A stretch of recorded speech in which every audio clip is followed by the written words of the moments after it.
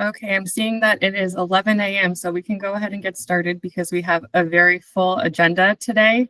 Thank you all for joining us for this special briefing regarding the SNAP funding lapse that will begin tomorrow if the government remains shut down. My name is Annika Lefebvre. I am the Resilience Program Coordinator with the Maryland Department of Emergency Management.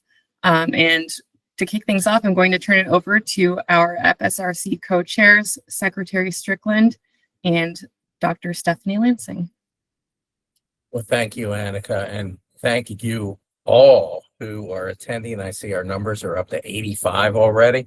I don't ever remember a council meeting having that many in attendance. And this is really a special meeting to do a briefing. I want to give you just a few seconds background to all of this. I'm sure everyone is well aware that the governor declared a state of emergency for the state of Maryland yesterday over the SNAP situation, as well as that will extend to help us to address additional concerns with the government shutdown. But specifically with the SNAP, and that's what we're here today to have a briefing over. And I really want to kind of reemphasize some of the comments that he made yesterday, that this is a situation that anybody would ever want to be in. And unfortunately, we are there. And from the perspective of the state of Maryland, we're going to do everything we can to handle this crisis and move forward with it and take care of our people. It's essential that we are focused on those folks within the state of Maryland. And with that, it's really, I think, a tribute to what the Food System Resiliency Council has done in the past, and has basically made recommendations to the legislature, and that it was created by the legislature. We are a body for them in the form of recommendations. So we will continue to do that as we move forward through this trying times. But again, with the mere fact that 680,000 Marylanders rely upon SNAP, 1 out of every 8 Americans rely on SNAP. That's just unbelievable statistics to me. And when we got involved with this from the emergency management perspective some 5 years ago now, really as an outcome of COVID, the idea was that if there's an area of our society that really does not or has not functioned well during a bright sunny day, and we know for a fact on a dark sky day we'll have challenges with it. And food is one of those areas that we really, really want to focus on. And I think we've made some pretty strong recommendations in the past with that. And we're going to continue to do that. And really today is just a part of that in advising you all of where the state is, going through a briefing with it, and really sharing upfront with what is happening, and then obviously looking for your comments afterwards. And with that, I would hand it over to Dr. Stephanie Lansing, who is a co-chair with me on the council, and for her opening remarks. Thank you so much, Secretary Strickland. And I just echo that this is really a time of for us to come together and help those that need our help, and those that are vulnerable to shocks in the system, just like, losing of SNAP benefits and this pause is a shock in the system. And so I think that it's heartening to see that so many people are here, because we know how important this is to make sure that our fellow Marylanders have the food and the resources that they need. So I know, at least from the University of Maryland, in our extension network and all of our counties, that we're here to assist in every way we can. And for those of you that are kind of new to the Food System Resiliency Council and the work that we're doing, as Secretary Strickland said, it's really about working across agencies, about working across universities, NGOs, the stakeholders, really bringing everybody together to understand what needs to be done to help our food system be more resilient. And so this is really, this briefing and really having us all come together so that we can respond, and that we can work across agencies, across NGOs, across our extension network to address this crisis and to, you know, make sure that we're all on the same page. And so I'm looking forward to the briefings and, you know, really hoping that we can do what we can to address this. So thank you, everybody, for being here. Thanks, Dr. Lansing and Secretary Strickland. Just as we keep going, I wanted to let you all know that we may not have time for questions because we have a very full agenda. So I'm sorry if that is the case, and I'm also sorry if we end up running over. So everyone knows this call is being recorded and will be posted to the Maryland Food System Resiliency Council's website as soon as possible. So with that, I'm going to turn it over to Sarah Mickelson from MDEM to kick things off with a risk analyst briefing. Sarah, do you want to share your slides?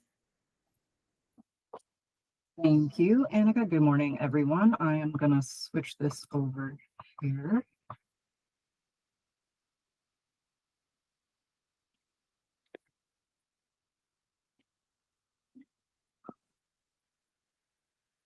All right, can everybody see that presentation there?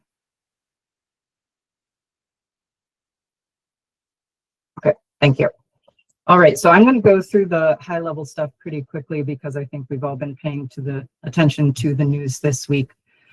So this is just going to give us a basis so that we're all on the same page with all of the information that's been piling up this week with regards to the cessation of SNAP benefits because of the government shutdown. So approximately 680,000 Marylanders are expected to lose their SNAP benefits as of tomorrow, and that encompasses nearly 11% of Marylanders. So that would be in addition to the 300,000 Marylanders that are currently either furloughed or working without pay during the federal government shutdown. And as of yesterday, Governor Moore did declare a state of emergency and pledged $10 million in state funds to support the food distribution sites. So between the two things, approximately 18% of Marylanders are being adversely affected in some financial way by the government shutdown. And this costs, so the cessation of SNAP benefits costs the state $133 million a month. So obviously we cannot afford to pay for that in the long term on our own. So we've already seen a increase in need at the various food banks in the area, both the Maryland food banks and the capital area food banks. I'm going to move on. So this is a table of the various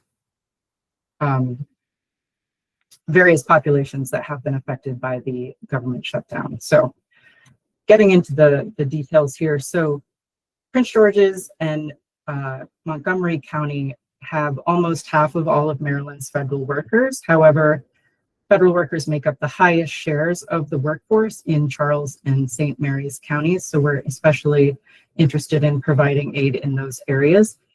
And over 100,000 Marylanders are estimated to be furloughed, but of course, they're not the only ones not receiving pay. The essential federal workers, such as TSA agents, air traffic controllers, security, they've all have just missed their second paycheck. And the contractors as well, who are either working without pay or furloughed, they do not receive back pay once the government reopens. So the furloughed federal employees have legal protections against foreclosure, eviction, and utility shutoffs in Maryland. The contractors do not necessarily. And of course, the state's economy has already experienced some instability because of the federal workforce losing 15,000 jobs since January in 2025. So there has been a small increase we've seen a large increase in the federal employee initial unemployment compensation, but a lot of that is due to the temporary furloughs. So it's not necessarily a reflection of the ongoing state of unemployment within the state.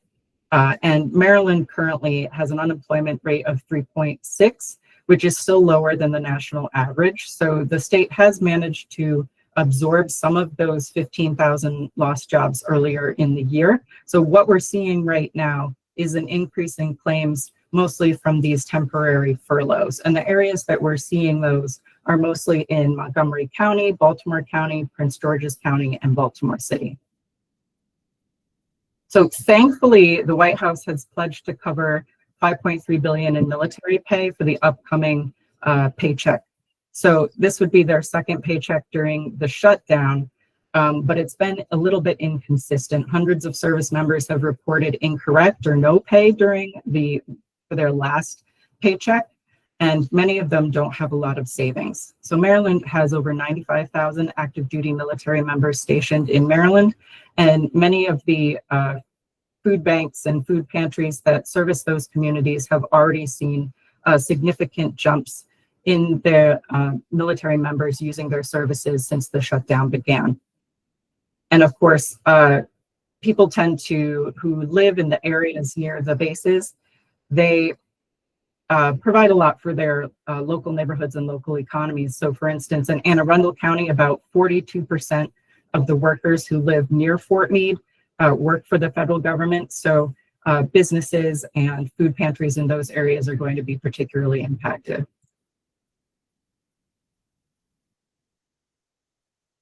So there was a memo that went out on October 10th that directed the states not to issue SNAP benefits. And the federal administration is choosing not to release contingency funding for the program as required by law. The USDA stated that there will be no federal reimbursement if states front the money to cover SNAP benefits themselves, hence the state of emergency that was issued yesterday. So within the state, Baltimore City has the largest share of total SNAP participants at 30%, followed by Prince George's County, Montgomery County, Baltimore County, and Anne Arundel County. However, if we look at it geographically, some of the areas have a large percentage of their population who are on SNAP benefits, even though they don't have the same raw numbers as the participants in the city. For instance, counties in Western Maryland and the Eastern Shore, a couple of them have over 20% of their populations who receive SNAP benefits. And we can see that broken down a little bit further by census tract on the right here. So especially areas such as Cumberland, Hagerstown, Salisbury, these are areas that are in more urban pockets in more rural areas that have over some even 50% of their population is receiving benefits in these tracts. So even before the shutdown, there was food distribution issues in many of these same areas that we've previously mentioned. So within Baltimore City, Baltimore County, Salisbury, Hagerstown, Elkton, Cumberland. So these places were already facing a deficit in food aid that is being exacerbated by the government shutdown and the cessation of SNAP. So if you look at the map here, this particular map only pertains to the Maryland food banks area, so PG and Montgomery counties are excluded from this particular map. However, those areas have, so this is from the capital area food banks information. So we can see that Prince George's County and Montgomery County, their levels of food insecurity for 2025, while not as high in Prince George's County as last year, but they're still very high and very high compared to the DMV in general. So especially Prince George's County, they have over 60,000 federal workers. So they are facing a crisis of food need here. So they have had one of their distribution sites ran out of its initial 300 boxes of food supplies recently. And so they have doubled their number of boxes distributed. So they're definitely going to need an influx of donations of both money and food to sustain their, they've been issuing federal worker pop-ups that provide food specifically to federal workers in those areas. So Montgomery County has stepped in and they have proposed that they're going to give $7.75 million in addition to their county budget to infuse local nonprofit food assistance groups. However, that still has to be passed by the council. and that vote is still upcoming. So SNAP represents an important public-private partnership as well. So the 3,800 SNAP retailers statewide depend on those benefits for their livelihoods as well, because you know, Maryland SNAP recipients supply sometimes 80% of the revenue to some of these smaller SNAP retailers. So it's very important for both the recipients of the benefits and the retailers to receive support. So here we have a map of the distribution of the SNAP retailers, along with areas of food supply shock vulnerability. So a food supply shock would be a drastic disruption to the food supply, either through the actual access or price of food. So this is definitely considered a food supply shock.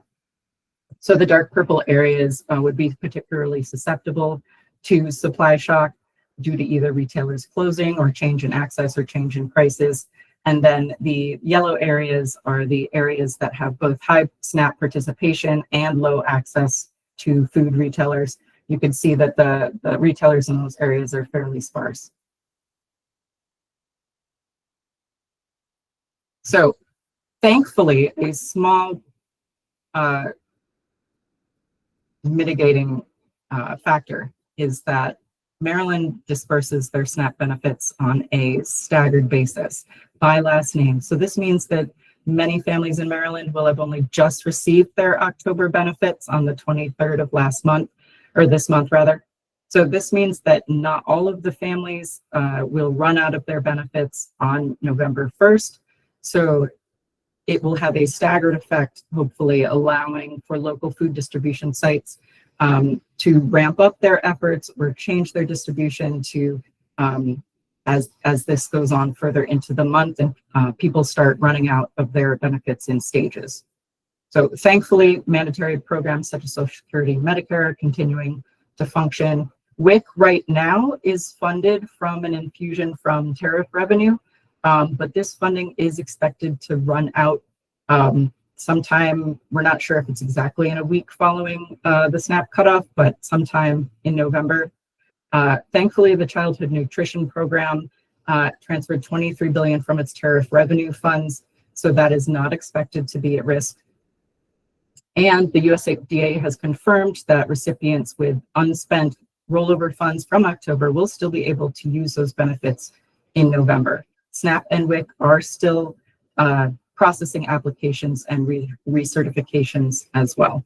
Now, another federal program that is being impacted by the SNAP cessation is Head Start. So Head Start teachers do rely on federal funds, and Head Start, the program, relies on SNAP as its meal service provider. So administrators are facing an acute dilemma. So they have money to continue general operations through Head Start. However, they cannot afford the cost of the meal service. So they're going to have to decide whether to continue to keep their doors open without access to the SNAP funding or to shut down temporarily. And of course, many Head Start participant families cannot afford to send children to the program with meals from home. There are 202 service centers for Head Start across the state, and some of them received their funding for the year last month, but 130 nationwide will not receive their annual grant funds. As of tomorrow, I am not sure if any of our Maryland centers are affected by that lapse.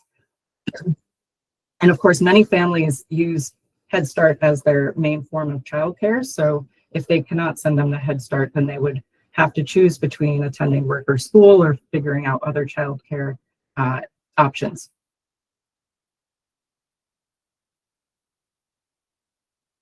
So some more mitigating factors here. So of course, the furloughed workers from the government shutdown can apply for unemployment insurance for the temporary furlough. Contractors can also apply for unemployment insurance, and they are protected. The furloughed federal workers are protected against foreclosure, eviction, and utility shutoffs. There are no or low interest loan programs available both from banks and federal credit unions and from the Department of Labor. Older Marylanders age 60 and up will continue to receive $50 a month through the state's senior SNAP supplement. And SNAP customers who experience declined or unavailable transactions at participating farmers markets will be able to receive $20 in Maryland market money tokens to be able to purchase SNAP eligible food directly from local farmers and producers at those markets. And then the matching of SNAP purchases at those markets will also continue. And the Maryland Food Bank Network and the capital area food banks have increased the number of food boxes they're distributing to the community. And the capital area food banks are also hosting federal workers only pop-ups. So some of the exacerbating factors is the not releasing the contingency funding. We're still waiting to see what's going to happen with that. And of course, the threat that the Trump administration will not reimburse states if states choose to fund the SNAP benefits themselves. Federal contract workers are not generally guaranteed back pay. That means that their financial hardships are often permanent. And there is some uncertainty regarding the back pay of furloughed federal employees. There is discussion that the law governing back pay could be deemed not self-executing and would require the ending Appropriations Act to specify to specifically appropriate those funds. In addition, back in March, the administration canceled about $660 million in funding for Local Food for Schools program, as well as $420 million for a second program called Local Food Purchase Assistance Cooperative Agreement. These were programs that helped food banks, schools, and other local groups to provide locally sourced food for their communities. So without those benefits, it's harder to get to connect farms with local food banks and schools. There has been an outpouring of support already from the private sector. Many companies have stepped up to provide either money or material support for the various food distribution sites. And in Baltimore City, Mayor Scott announced an investment package of $4.6 million, including dedicated funds to support food, housing, and childcare costs for essential federal workers and SNAP eligible families. So in terms of the some of the other exacerbating factors in the community, we have not seen significant transportation delays yet, but that is still possible, especially as the shutdown moves on. In the past shutdown, we did see air traffic controllers and TSA agents stage sick outs to force action within the administration. So we haven't seen that coordinated effort yet, but that is still something that we could see. And many of the federal accepted employees, like the TSA agents, so they're working without pay, and that precludes them from being able to take on another job while they're working without pay. So such as working ride shares or delivery services that many of the furloughed workers are doing to supplement their income. So we've also seen states of emergency declared in a couple of other states at this point: Virginia, Louisiana, New York, Delaware, and Rhode Island. And also some states are using the National Guard to assist with food in distribution. So in regards to the lawsuit that is being put forward by the Coalition of Attorneys General, so they're stating that the USDA has at least $6 billion in SNAP contingency reserve funds that Congress appropriated for emergency situations like this one. The attorneys general argue that the federal government should use those funds to continue providing SNAP benefits rather than direct states to suspend already calculated allotments. However, the USDA feels that the funds cannot be used to pay SNAP benefits because the funds are only available to supplement regular monthly benefits when amounts have been appropriated already. So there is a federal judge, Judge Talwani, in Massachusetts, who is already said that she will issue a decision on this in the near future. So we are still waiting on that as of this morning. So we've got 25 states actually so far. This says 24, but we've got 25 now, as shown on the map. And of course, this is going to have impacts across the state to food and housing insecurity, childcare insecurity, utility insecurity, and general financial hardship for the rest of the state. Thank you so much. Is there any questions that I can answer? Sarah, we're going to hold questions for now just because we have a few more updates. I'm sorry, everyone. Hold your questions until the end. And thank you, Sarah. That is very helpful and thorough, and we really appreciate all the work you've put into this. Thank you. I know that was a fire hose of information.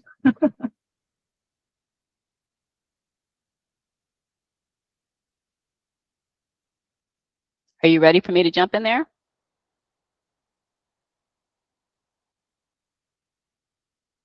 Sorry, it's not showing. Well, we have an update from DHS next. Yeah, I think Excellent. Gloria's ready. Go ahead. Yep. Good morning. Thank you. I want to first say to Sarah, thank you. That was extremely thorough and helpful, I'm sure, for everyone on this call and beyond. So thank you for all the work that you put into pulling that briefing together. I'm the Deputy Secretary for Operations at the Maryland Department of Human Services, and we have been, over the last couple of weeks, working with the governor's office and our sister agencies around how we respond to much of what Sarah has shared.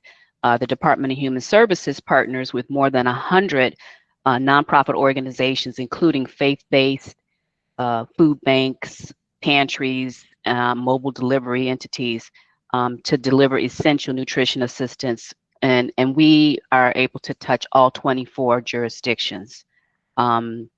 These partners provide resources downstream to more than 700 entities that provide resources that mitigate food insecurity.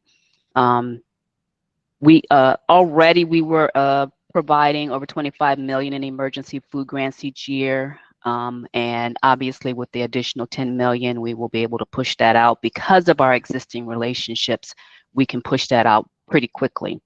We look forward to moving as one with our partners to step up and help families in as much as we can, given all of the circumstances that Sarah just shared with us, which make me want to go back to bed and get under the covers. But obviously, this is when we have to step up and step out. So this collaboration reflects the shared commitment across the public and nonprofit sectors. We have been working urgently with our partners that we already have relationships with. And because we don't have the luxury of issuing a solicitation to get more partners, we will have to work with the existing infrastructure and work with those partners to push it out statewide to many of you who are on this call.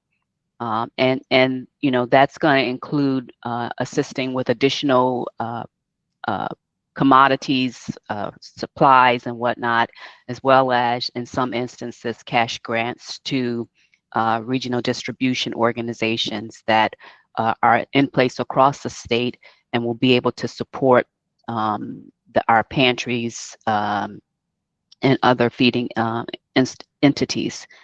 And we will obviously be looking closely at data.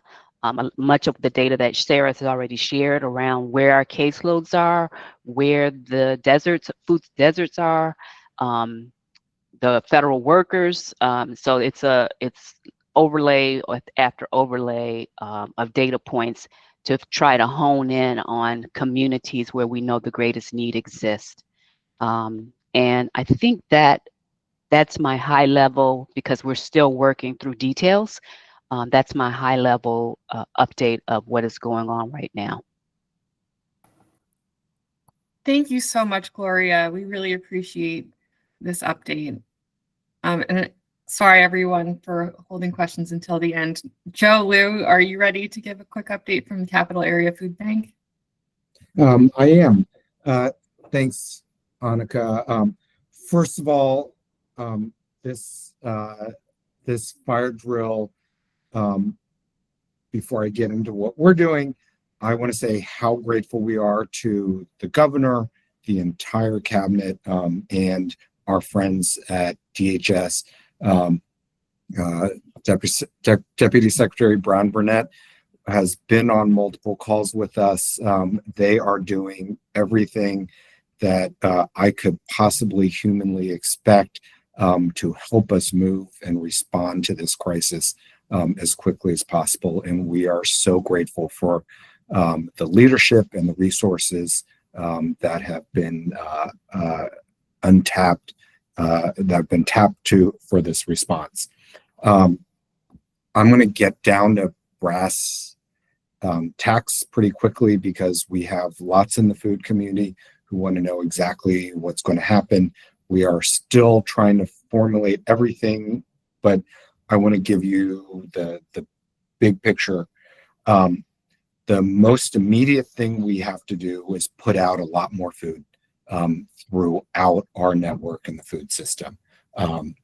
And we are taking a hybrid approach to making sure our partners, some big organizations, as well as some small pantries, are able to get the additional food for our neighbors. And it's going to come from us in a couple different ways. One, we're going to push out food where it's possible to just ship additional food to those partners.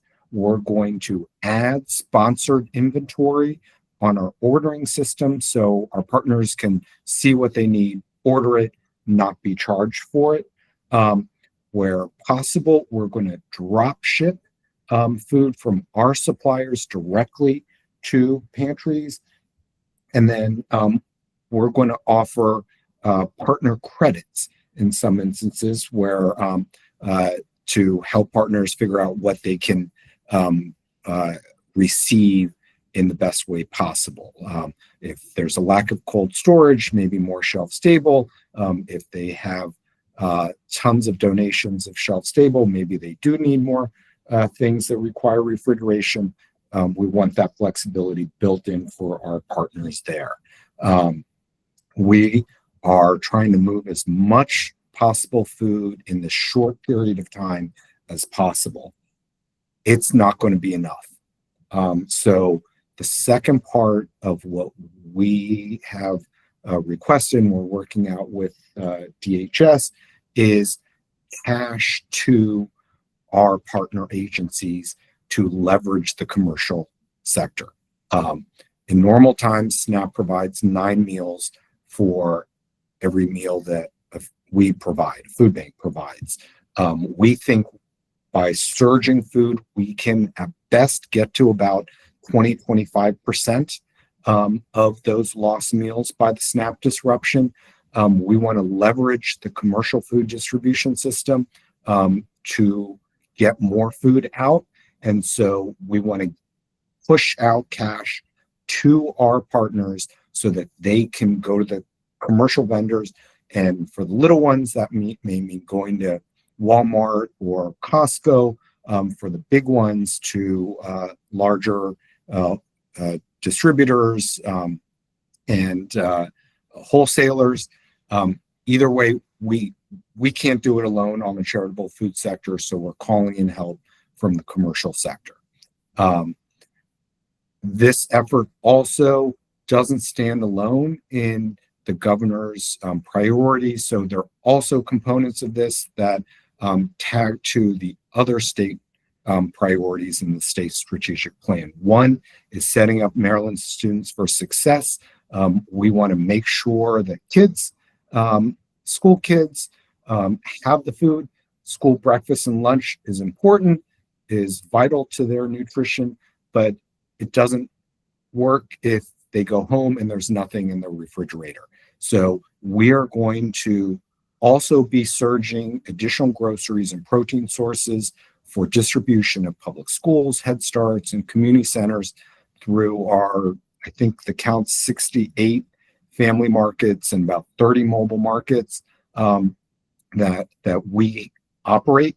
And then the last component, it's not particularly huge, but it speaks to core values, is workforce development. We're really afraid of folks who are investing in their own futures by getting certification programs, in apprenticeship programs, getting a degree at Maryland community colleges and universities, that they might drop out with this SNAP disruption because they need to pick up an extra shift at DoorDash or Lyft or Uber to make ends meet. So we want to help these folks by making sure the campus food pantries are well stocked. We supply not just College Park, Bowie State, Prince George's Community College, Montgomery College, but we also have a series of pilot programs where we provide grocery cards to students in those programs. And so we're going to try to do considerably more of that in this time frame so that we don't have people fall out that way. So those are sort of the four main elements. We're working out the details with our colleagues as fast as we can.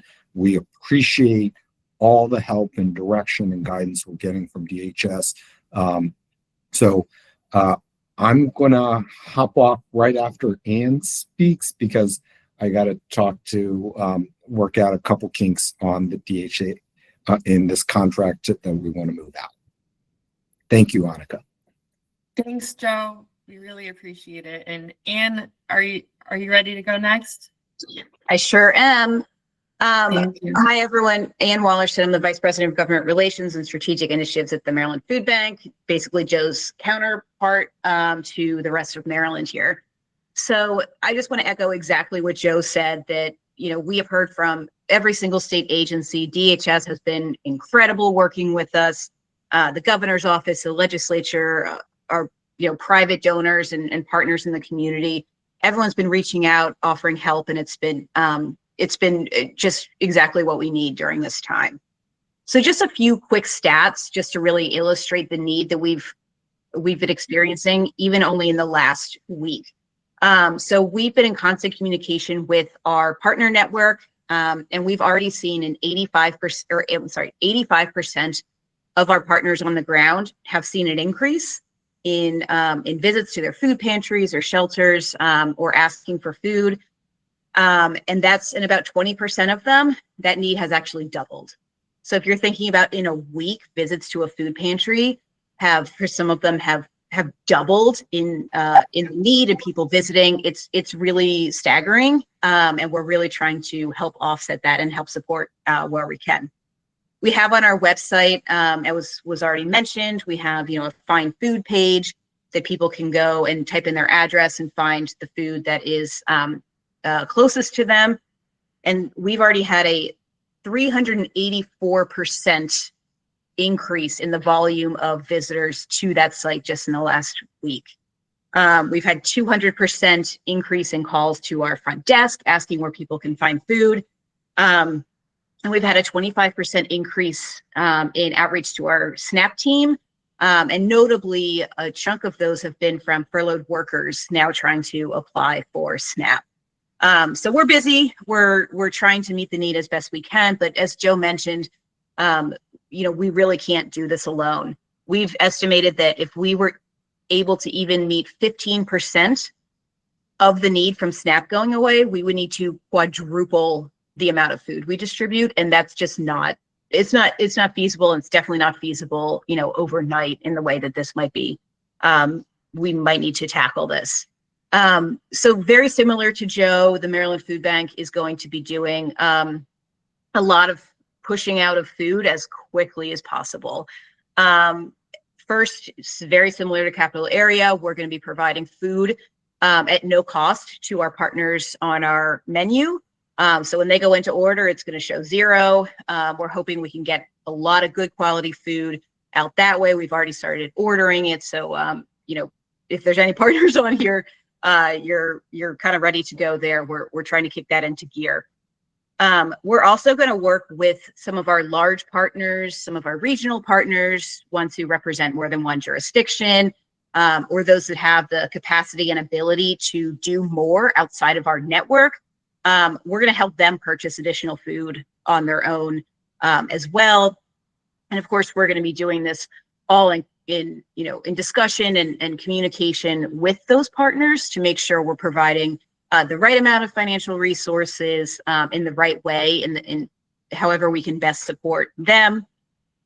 We're also going to be increasing the amount of food and distribution stops for our mobile market vehicles, which are kind of like little mini grocery stores on wheels. We mostly deploy those out into rural areas like Western Maryland and the Eastern Shore and Southern Maryland to make sure that those communities that either lack food access or have transportation barriers to food access are still able to get the proteins and the shelf-stable foods that they need. So that was a lot. Happy to take questions, and just like Joe, we're kind of in the end of finalizing a lot of these details with DHS, who again has just been an incredible partner in all of this. So thanks to Gloria if she's still on the call, and the rest of the team as well there.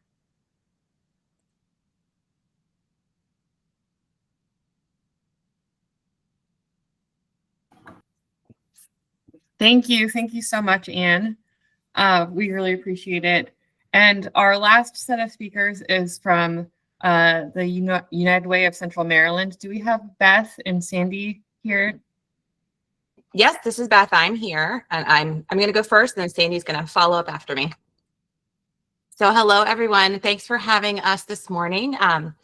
We've been working pretty closely with Tessa and trying to figure out a way to kind of get all of the needs, volunteer needs and in-kind needs that are coming into all of us in one location. So in an effort to do that, to have everything in one place and kind of ease the burden of the shutdown in general, not necessarily just in the food space, but in some of the other volunteer needs as well. We are going to be launching, hopefully Monday, a site, and we're going to invite nonprofit partners, faith-based partners, anyone across the state who might have needs that need to be met through volunteerism or in-kind donations. And we're going to be putting that all into one space with one link so that that can be shared out to volunteer databases so that you can try and get volunteers to help you with the needs that might come up. So this would be for, existing distributions, especially for the smaller nonprofits that might not have access to the volunteers that some of the larger nonprofits do. This is a great chance to get your opportunity up there so we can try the best we can to meet the needs of all of the communities that need support during this time. We're also going to add a space for in-kind donations. So if you're just looking for food and you have a drop-off location, you can also add that to the link, and that will also be on the site. We're going to put it up by county. So when people go into the link, they'll be able to go to the county where they live and kind of find the things that might work for them. And there'll be two links. The first link will be the link to submit projects. And then the second link will be the link where volunteers can come to see what projects exist and start signing up for them. So we're going to launch this on Monday and keep it open for a while, depending on what happens this weekend and how things roll out. We realize that even after the government shutdown ends, there's still going to be a lot of needs that need to be met. So we're going to keep it running for a little while and kind of try to do what we can to help everyone on this call. And I'm going to pass it to Sandy. So thank you, Beth. Good morning, everybody. And I just want to echo what Joe said. We're so grateful to the governor and his cabinet for helping to coordinate everything during this crisis that needs to be coordinated. It's just a massive effort, and so appreciative of everybody helping to do that. I'm going to talk about two things. I'm going to talk about 211, and I'm going to talk about a fund that United Way has launched. We have a United for Good fund that will be officially launching Monday. That fund is designed to help with immediate needs, immediate basic needs. So United Way does have an emergency assistance fund. So folks who may be using money to buy food and can't pay their rent, we will help with addiction prevention. We will help with mortgage payments. We will help with Food, of course, we will also help with utilities, anything that a family or household might need as a result of what's happening with the federal workers, the furloughs, just SNAP benefits, everything happening seems to be the perfect storm. So we want to be able to assist with cash. We also want to be able to assist nonprofits. So there will be a process to fund nonprofits. They may need some infrastructure support. So they might need some operating dollars. They certainly can use it for assistance to those that need it, but they might also need some assistance with just staff. They might need assistance with gearing up for some volunteers. So we will also be assisting with that. So that fund, we've had a soft launch. We've already gotten many supporters for that. So you'll be hearing more about that on Monday. Now, I also want to talk about 211. So I hope everybody is familiar with 211. Dial 211, you'll get a live person that will connect you to resources. We have somebody working on our database diligently to make sure that all resources that are being provided during this time of crisis are in our database. So when somebody calls 211, we have live up-to-date information that we can use to help support callers in finding resources or providing resources ourselves. So part of the fundraising that we're doing with our United for Good is to help us increase capacity for 211. We know in times of crisis, our calls may quadruple, just like many others are seeing. Maryland Food Bank, Capillary Food Bank are seeing people coming asking for support. We are seeing that as well in our 211 line. So I just wanted to raise that. Please help promote 211. We also have a resource guide. We have a digital link, and we also have paper copies, believe it or not, that we've got thousands and thousands available if folks would like to get them distributed to some of their partners.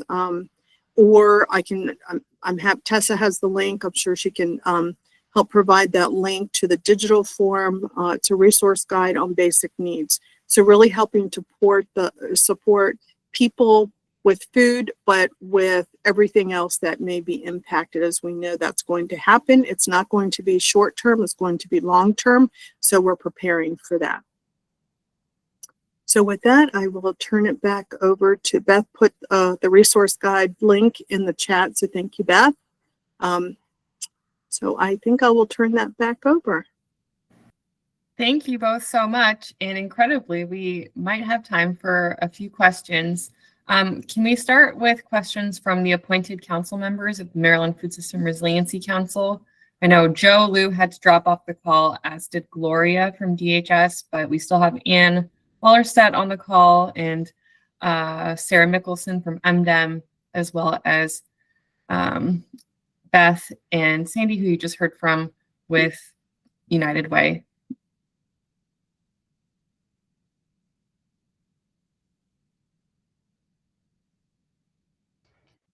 Yes, Nancy, you had a question. Do you want to take yourself off mute?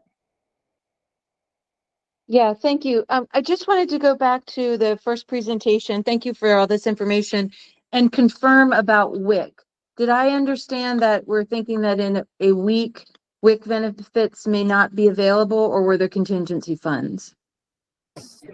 So currently I'm actually going to bring up what the USDA has said right now. So what they have said about WIC is that additional transfers will be needed to support WIC and will be taken from a full year appropriation that is made. So it's unclear. So right now they are going to run out of the amount that they made. I haven't seen an exact date for that yet.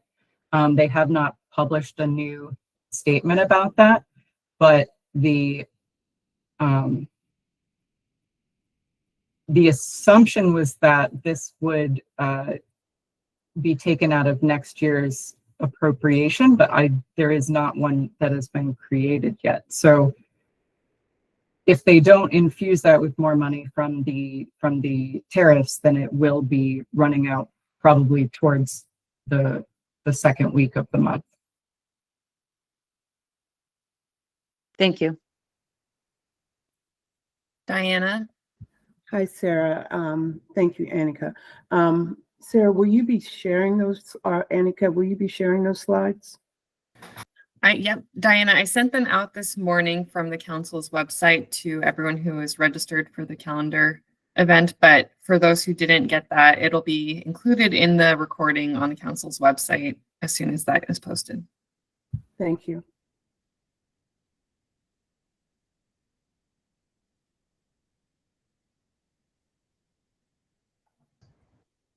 Any other questions?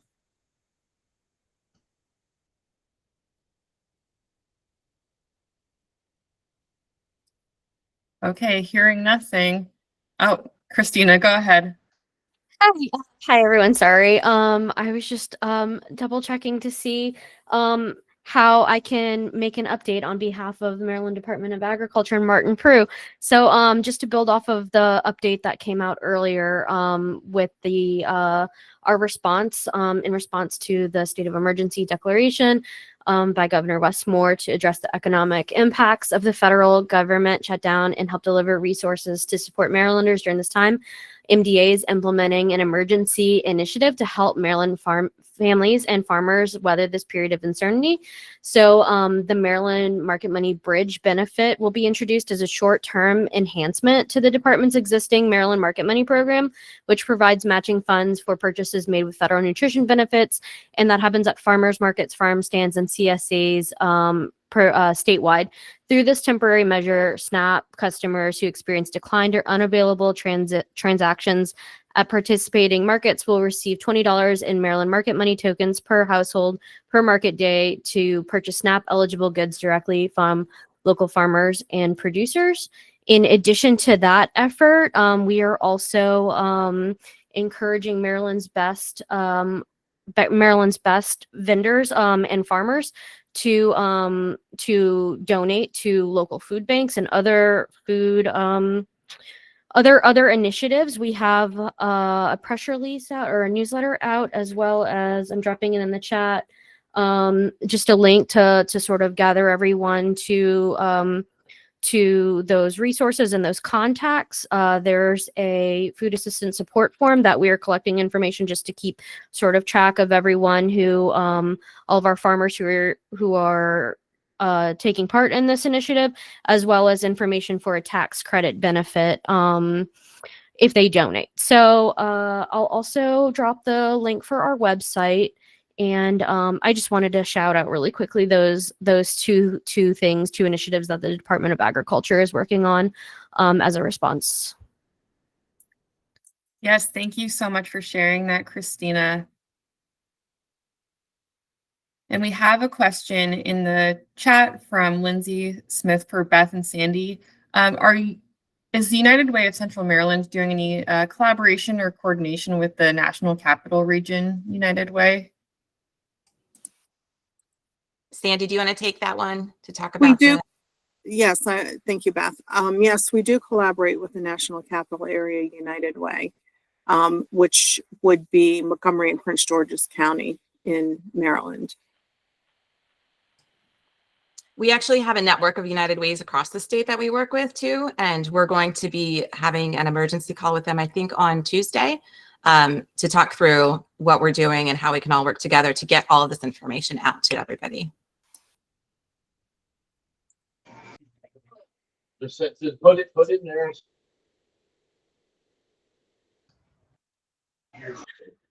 And I see there's a question in the chat from Shauna on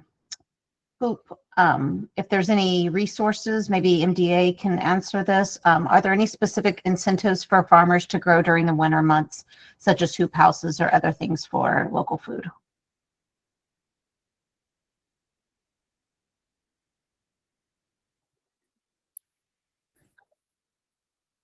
I don't know, Christina, do you know if the answer?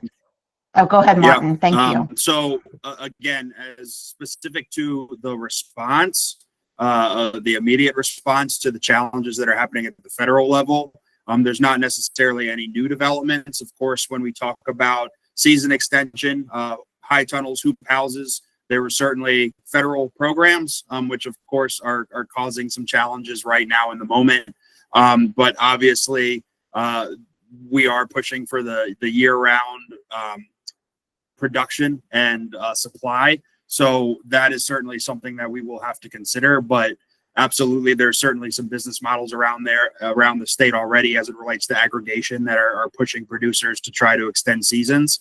But right now, the focus has certainly been on the food insecurity. And of course, the processing and meeting the demands and the production will certainly be on our radar as well. And I'm putting in the chat just the link for the Maryland Food System Resiliency Council. So again, the links, the presentations from this meeting, as Annika said, will be shared there.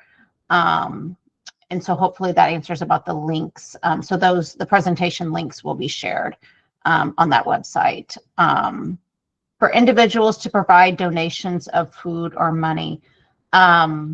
Maybe, I mean, I know there's the Capital Area Food Bank as well as the Maryland Food Bank. Are there other places, or does anyone want to respond specifically on where to donate and how to donate?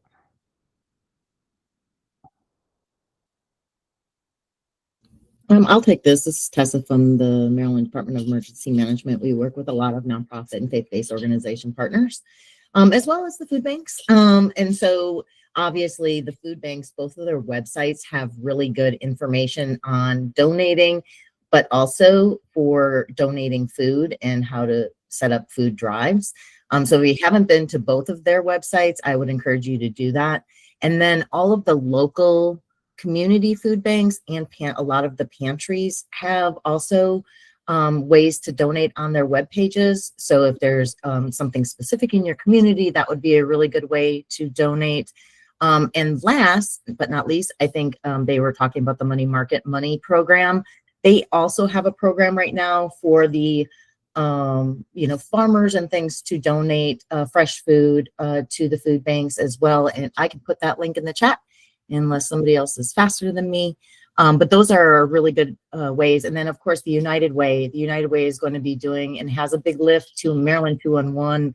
Answers a lot of calls, and United Way is working really closely to help assist the food banks and pantries, and of course setting up that fund. So any of those options are a really good way to start, and I'm sure as things unfold there'll be other ways as well. Wonderful. Thank you so much. Okay, and we might have time for one more question. I'm seeing one in the chat from, where'd it go? From Michelle. Ride United Way's Transportation Access Program done in conjunction with Lyft. Is that something that's going to be available in Maryland? Sandy, I'll let you take that one. Yep, thanks. Yes, Ride United, rides provided through Lyft, and going through United Way 211. They are available in Central Maryland. I believe they're also available in Frederick. I don't know about the rest of the state, but I can certainly check on that. Good afternoon. This is Ken Oldham from United Way of Frederick County, and I can confirm that indeed Ride United Network is available in Frederick County as well. Wonderful, thank you. And there was one more question in the chat from Andy. I wonder if Leslie might be able to answer this call from MSDE. The question was, is there a way for eligible homeschooled families to access school meal programs? That's an excellent question. I don't have the answer. I can seek that answer, but I don't have it. Great. Okay, everyone, we are right at time, incredibly. And so thank you all for taking the time for this briefing. We really appreciate all of our speakers and for all of the work that you all are doing with our food system. If you have any questions or follow-up information you'd like to have shared out, we can send an email. You can send it to md@fsrc.mdem@maryland.gov. That's the council's website. And I'll put that email in the chat as well.